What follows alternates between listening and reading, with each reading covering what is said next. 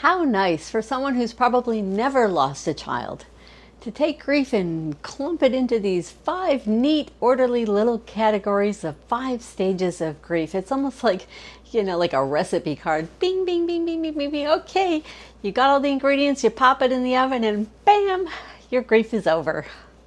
I don't know about you, but my experience looked nothing like this.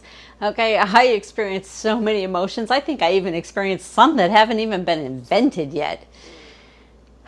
For me, grief can't be packaged into 5 little categories. So up next, I want to talk about that and what I call more like the 287, maybe 287,000 stages of grief. So fly, sweet angel, fly. Hi Angel Club, I'm Catherine Thomas. Welcome to my channel Life Without Lisa. On my channel I share practical positive perspectives from my own experience in loving support of parents everywhere who've lost a child. If you're new here, I invite you to subscribe and don't forget the notification bell so you can stay connected. The Angel Club is what I call that club that no one wants to belong to, and yet here we are. So let's get to it. So first of all, let's talk about where these 5 stages of grief even came from. And in 1969, a woman named Elizabeth Kubler-Ross introduced the 5 stages of grief in her book called On Death and Dying. Somewhere along the way, this became the standard in how to deal with grief, but the question is, I don't really know why. Her study was actually not about people who had lost someone. Her study was on people who were facing terminal illness and were facing their own death. Yes, there's a lot of common ground, I'm sure, what they were feeling and what we feel, but at the same time, the person who's left behind when someone dies feels a whole gamut of other things that are not really incorporated into those 5 little neat, orderly stages. The purpose of this video is not to really get into how to deal with all the emotions that you're feeling, but really just to say, yeah, you're going to feel it all. And some days you're going to feel it all at once. I felt so many things. When Lisa first passed away, oh my gosh, I was angry, I had rage, I had sadness, I felt guilt, I felt hopelessness. I mean, I had some days where I woke up and temporarily forgot that it happened, and then all of a sudden I remembered, and it was like I was hearing the news for the first time and just went into a total meltdown. Even as time passed, these things can come and go. I mean, one day I'd be fine. The next minute I could be curled up in a ball in the shower, sobbing out of control. This is a process, and there is a lot more than these 5 neat little stages. Whatever you're feeling, here is my point. I want you to know that you're going to feel that stuff. And it's okay to feel that stuff. In fact, not everyone actually even experiences like I did. Some people throw themselves into work, or maybe they have so many other responsibilities. They have young children. They have to march through it like a soldier on the front. They don't even get to vent all of their emotions. There are 1,000 faces of grief, and there is no one size fits all.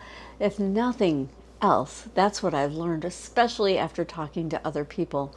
As far as I'm concerned, whatever you're feeling, and you get a free pass.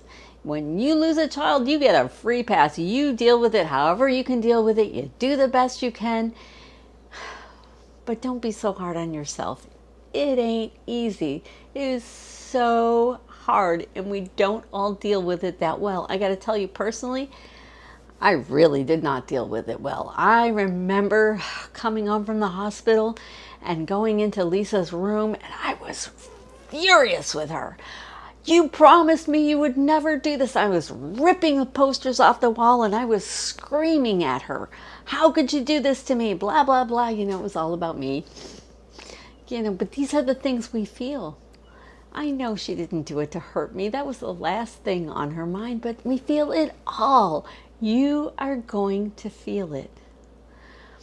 What I want you to know is that at some point, and it could be weeks, it could be months, it could even be years before you hit this point, but at some point, you can hit a point where you say to yourself, I just have to get a handle on this madness. I can't live like this anymore. I'm an emotional train wreck. And I want to tell you, even when you get that moment, it could be very fleeting and it might pass and it could come back. For me, it came and went a bunch of times.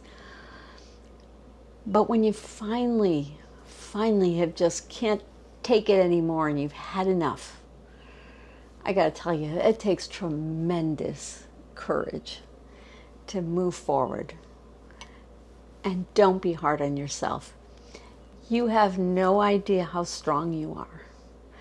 And once you make the decision to start healing, it's almost like it finds you. You find ways to heal. You might find a book that really helps. You might meet someone randomly at the grocery store who's also lost a child who actually turns out to really help you. You don't know where the change will come from, but it can come. And I just want you to know that I don't believe in 5 little stages. It's a nightmare. Let's face it.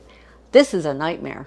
And I'm sure you never dreamed that you would be facing this. And there are many, many people on this planet that never have to go through this. But here we are.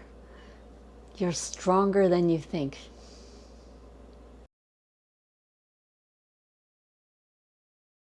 In the comments below, share with me your experiences.